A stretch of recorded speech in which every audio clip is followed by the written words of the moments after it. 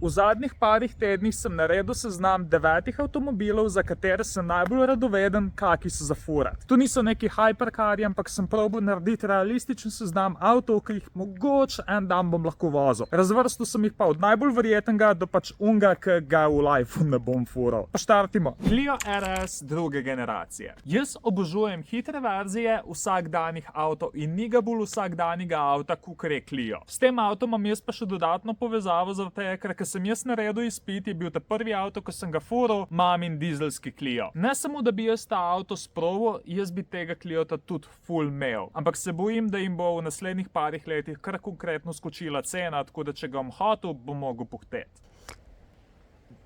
Kot tu palo. Focus ST tretje generacije. Ta avto me zanima specifično zato, ker imam pač Fiesta ST istih let. Focus ima 70 konjev več, pa pač definitivno je en cenovni rang višji. Ljudje, ki so v vozilu boje, sicer pravijo, da je Fiesta bolj zabavna za voziti, ampak to razliko bi rad občutil tudi sam. Mazda MX-5, bilo katera generacija. Ljudje pravijo, da je Miata zmer odgovor, ampak pač ne vem, ker nisem sprobal. Drugače v Sloveniji jih niti ni spet tuk ful velik. Me pa ful zanima, kakšen je tak lahek, agilen, športen kabriolet za furat. Ford Cougar. Jaz sem fucking obseden s Ford Cougarji. Ker sem naredil izpit, sem ful hotel enega za prvi avto, ampak takrat se ni išlo in do danes me psihira, da tega avta dejansko nikoli nisem fural. V 2023 jih je drugače bil registriranih samo še 13, tako da ta avto zginja. Sem pa par mesecev nazaj skoraj enega kupil, ampak bi tu dejansko bil prevelik finančni samomor, tako da se pač še enkrat ni šlo. Ampak en dan ga bom fural, presežem. Mitsubishi Lancer Evolution, bilo katera generacija. Evo je že od otroštva moj najljubši avto in misel, da bi ga en dan potencialno lahko fural, je nora. Moj sanski del je drugač rumen Mitsubishi Evo 8. Kakor se je izkazalo, dejansko obstaja realistična možnost, da bom jaz v roku 2 mesecev enega celo lahko fural. Ampak bomo prišli do tega, ko pridemo do tega. Hyundai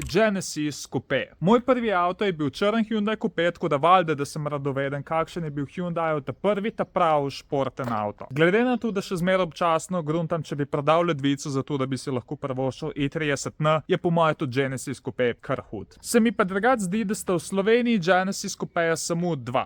Aston Martin DB9. To je za moje pojme najbolj klasi avto vseh časov. Če bom jaz v lifeu kdaj imel privilegij kupiti drag avto, bo to zelen DB9 z ročnim menjalnikom. Si pa drugač niti približno ne morem predstavljati, kakšen je ta avto za furat, tako da me še toliko bolj zanima. Ferrari 550 Maranello. Tu je pa moj najljubši Ferrari vseh časov. Sorry, pač neka sraka tam je ful tečna. Jaz ne vem, kaj bi mogel doseči, da bi en dan dobil privilegij stopiti bliz tega avta, kva šele ga voziti, ampak upam lahko. Je pa drugač v Sloveniji eden in tu rdeč, kukar se šika. Pa še ta zadnji avto, Mitsubishi FTO. Drugač se ne zajebavam, teh avtov v Sloveniji ni. V celinski Evropi so, ampak so ful redki. FTO je bil originalno delan samo za Japonsko, pa so jih pa par let prodajali tudi še v Angliji, kar pomeni, da imajo vsi volane na napačni strani. Je pa problem, ker ti avti niso neki ful velik vredni, kar pomeni, da se jih tudi ni veliko hranilo. In tu je moj seznam. Če bi pa ti lahko sprobal bilo kater avto na svetu, ker ga bi zbral. Zapiši v komentar, tele daljše videe bom probal delati vsaj enkrat na 2 tedna, tako da ja, se vidimo naslednjič.